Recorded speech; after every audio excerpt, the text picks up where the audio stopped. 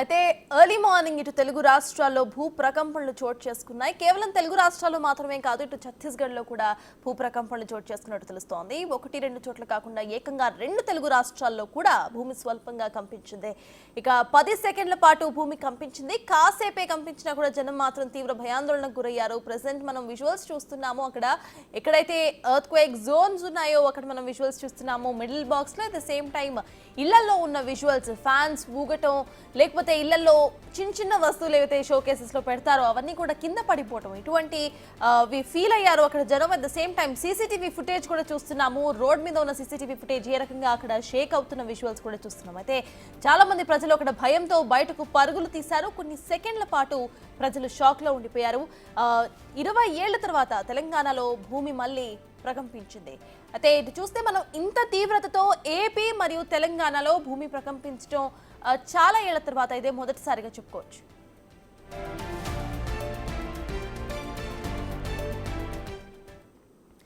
ఇదే అంశంపై పూర్తి డీటెయిల్స్ మా ప్రతినిధి శివ విజయవాడ నుండి లైవ్ లో అందించడానికి సిద్ధంగా ఉన్నారు. శివ, చెప్పండి, అసలు అప్డేట్స్ ఏంటి? ఇందాక మీరు చెప్పినట్టు కొంతమంది అయితే అక్కడ గమనించారు భూమి ప్రకంపించడం. అయితే generally Vijayawada earth quake free zone గా చెప్పుకుంటూ ఉంటారు. అసలు సడన్ గా ఇటు ఎర్త్ క్వేక్స్ రావడానికి కారణం ఏంటి? అసలు అప్డేట్స్ ఏంటి? సత్తాజ్, మొత్తం మీద చూసుకుంటే తెలంగాణ సరిహద్దు ప్రాంతం, ఖమ్మానికి సంబంధించిన సరిహద్దు ప్రాంతం ఎన్టీఆర్ జిల్లా. ఈ ప్రాంతానికి సంబంధించి కూడా ముఖ్యంగా నందిగామ, జగ్గయ్యపేట, తిరువూరు నియోజకవర్గాలు సరిహద్దు ప్రాంతాల్లో ఉంటాయి. ఇక్కడ ఈ ప్రాంతానికి సంబంధించి కూడా కొండ ప్రాంతాలు ఎక్కువగా ఉంటాం, అలాగే పూర్తి స్థాయిలో ఫారెస్ట్ జోన్గా ఇది ఉంటుంది. సో ఈ ప్రాంతానికి సంబంధించి గత కొన్ని దశాబ్దాలుగా ఎప్పుడూ లేని రీతిలో ఈసారి మాత్రం స్వల్పంగా ఉదయం 7:30 నుంచి 8 గంటల సమయం లోపు కూడా 1 సెకండ్ పాటు కొన్ని చోట్ల, 2 సెకండ్ల పాటు మరికొన్ని చోట్ల, రెప్పపాటు వచ్చేసరికి మరికొన్ని చోట్ల స్వల్పంగా కూడా రావటం జరిగింది. చాలా ఇళ్లలో సామాను కిందకి పడటం, మరికొన్ని ఇళ్లలో బీరువాలు షేక్ అవటం, ఫ్యాన్లు ఊగటం, అలాగే ఒక రకమైన షివరింగ్ వచ్చిన పరిస్థితి అయితే ప్రధానంగా కనిపించింది. అయితే దీనికి సంబంధించి అధికారులు వెంటనే అప్రమత్తమయ్యే చర్యలు తీసుకునే ప్రయత్నాలు అయితే చేశారు. కానీ ఒక్కసారిగా ఎక్స్పెక్ట్ చేయకుండా ఈ రకంగా రావడంతో కూడా ముఖ్యంగా తెలుగు రాష్ట్రాల ప్రజలైతే ఒక ఆందోళన, అయోమయం, భయానికైతే గురైన పరిస్థితి కనిపిస్తుంది. అయితే ఇప్పటికే ఆ ప్రాంతం అంతా కొంత తేరుకుంటున్న పరిస్థితి కనిపిస్తూ ఉంది. ఇప్పటికే అంటే ప్రధానంగా చూసుకుంటే ఆస్తి, ప్రాణానికి సంబంధించి ఏ రకమైన నష్టం లేదని చెప్పి కూడా అధికారులు ఇప్పటికే అంచనా వేస్తున్నారు. కానీ ఎప్పుడూ లేని రీతిలో ఒక్కసారిగా ఈ ప్రాంతంలో ఈ స్థాయిలో కూడా భూకంపం రావడంతో కూడా ప్రజలు, ఇటు అధికారులు ఆందోళన, అలజడైతే గురవుతున్న పరిస్థితి కనిపిస్తూ ఉంది. సత్తాజ్. అయితే శివ, ఇందాక మీరు చెప్పినట్టు ఇక్కడ కొన్ని ప్రాంతాల్లో, విజయవాడలో ఎస్పెషలీ జగ్గయ్యపేట వంటి ప్రాంతాల్లో భూమి కంపించినట్టుగా మీరు చెప్తున్నారు. అయితే మళ్ళీ సేమ్ జోన్లో ఎర్త్క్వేక్స్ వచ్చే అవకాశం ఉంది అనుకోవచ్చు?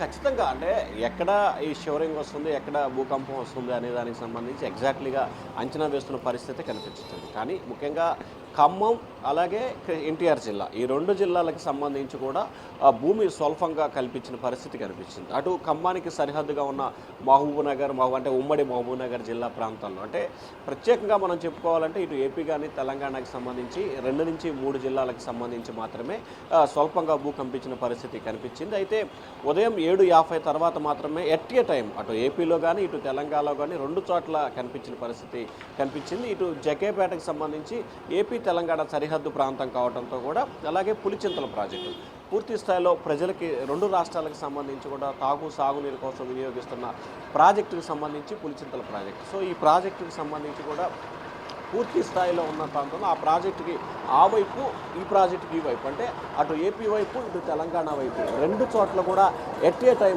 ఈ స్వల్పంగా కూడా భూకంపం రావటం పరిస్థితి కనిపించింది. అలాగే మరొక వైపు తిరువూరు నియోజకవర్గానికి సంబంధించి కూడా ఏదైతే విసన్నపేట, గంపలగూడెం ఈ 2 ప్రాంతాల్లో కూడా స్వల్పంగా భూకంపించింది. అలాగే నందిగామ నియోజకవర్గానికి సంబంధించి కూడా, నందిగామకు ఏదైతే కృష్ణానది పరివాహ ప్రాంతం, ఇటు కృష్ణానది పరివాహ ప్రాంతం, అటు గోదావరి తీర నది పరివాహంతం, ఈ 2 పరివాహ ప్రాంతాలని బేస్ చేసుకొని ఈరోజు ఎట్ ఏ టైము భూకంపం రావడం జరిగింది. సో దీనికి సంబంధించి కూడా పూర్తి స్థాయిలో అప్రమత్తంగా వ్యవహరించాల్సిన పరిస్థితి అయితే కనిపించింది.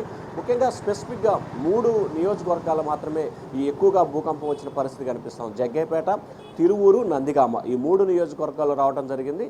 దీంట్లో తిరువూరులో కొంచెం ఎక్కువగా వచ్చినట్లు స్థానికులు చెప్తా ఉన్నారు. తిరువూరుకు సంబంధించి 4 ప్రాంతాల్లో 2 సెకండ్ల పాటు కనిపించిందని చెప్పి కూడా చెప్తా ఉన్నారు. అలాగే జగ్గేపేటకు సంబంధించి 2-3 ప్రాంతాల్లో 1 సెకండ్ పాటు, అలాగే రెప్పపాటు మరికొన్ని చోట్ల భూమి స్వల్పంగా కనిపించిందని. సో మొత్తం మీద చూసుకుంటే ఈ భూకంపం ప్రభావం మాత్రం ముఖ్యంగా తెలుగు రాష్ట్రాలపై ఈరోజు చాలా ఎక్కువగా చూపిందని చెప్పుకోవచ్చు. కానీ ఇక్కడ ఆసక్తికరమైన అంశం ఏంటంటే ఎటువంటి ఆస్తి కానీ ప్రాణ నష్టం కానీ లేకపోవడం ఒక మంచి పరిణామంగా చెప్పుకుంటున్నారు. సో మొత్తం మీద చూసుకుంటే ప్రజలు పూర్తి స్థాయిలో అప్రమత్తంగా వ్యవహరించాల్సిన పరిస్థితి అయితే స్పష్టంగా కనిపిస్తుంది. ఎందుకంటే ప్రకృతి చేసేదానికి సంబంధించి ప్రజలు అప్రమత్తంగా ఉన్నా కానీ చేసేదేం లేదు. కానీ ఒక్కసారిగా జరుగుతున్న ఈ పరిణామాల పట్ల ప్రజలు, చిన్నపిల్లలు, ముఖ్యంగా గర్భిణీలు, వృద్ధులు అయితే మాత్రం ఒక్కసారిగా భయాందోళనకు గురైన పరిస్థితి కనిపిస్తూ ఉంది.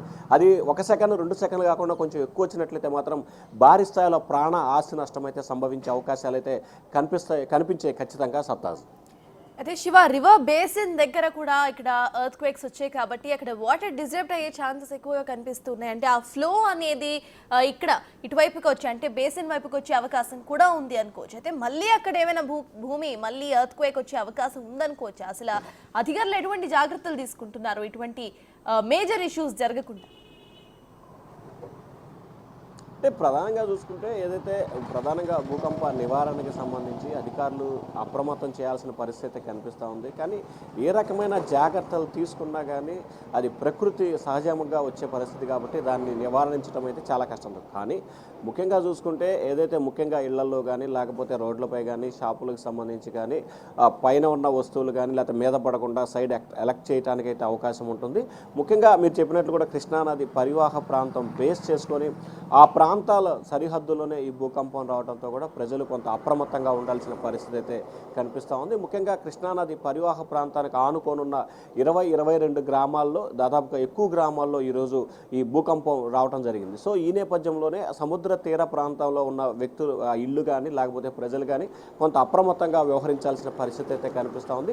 దానికి సంబంధించిన అధికారులు కూడా అక్కడి నుంచి వాళ్ళని ఖాళీ చేయించడం లేకపోతే వేరే ప్రాంతానికి తరలించడమా చేయాలి. అయితే ప్రస్తుతం ఇటు మన వాతావరణానికి సంబంధించిన అధికారులు కానీ లేకపోతే డిజాస్టర్ మేనేజ్మెంట్ అధికారులకు సంబంధించి అది టెక్నికల్గా రావడం జరిగింది. మళ్ళీ వచ్చే అవకాశాలు అయితే చాలా తక్కువగా ఉన్నాయనేది అయితే డిజాస్టర్ మేనేజ్మెంట్ శాఖ అయితే స్పష్టంగా చెప్తా ఉంది. మరి దీనికి సంబంధించిన అధికారులు కూడా ఏ స్థాయిలో ఇక్కడ ప్రభావితం, ఎందుకంటే అత్యాధునిక సాంకేతిక పరిజ్ఞానాన్ని వినియోగించు హై టెక్నాలజీని ప్రస్తుతం అధికారులు వినియోగిస్తున్న నేపథ్యంలో కూడా ఇంకా భూకంపం ఎక్కడ వస్తుంది, వచ్చే అవకాశం ఉందా లేదా అనేదాన్ని మాత్రం ఇంకా ఐడెంటిఫికేషన్ చేసే పరిస్థితి అయితే మాత్రం అధికారులకు లేనట్లు కూడా చెప్తా ఉన్నారు. కానీ రానున్న రోజుల్లో ఇంకా టెక్నాలజీని మెరుగుపరుచుకునే ప్రయత్నాలు అయితే అధికారులు చేస్తామని చెప్తా ఉన్నారు. సత్నాలు. Right, thank you Shiva.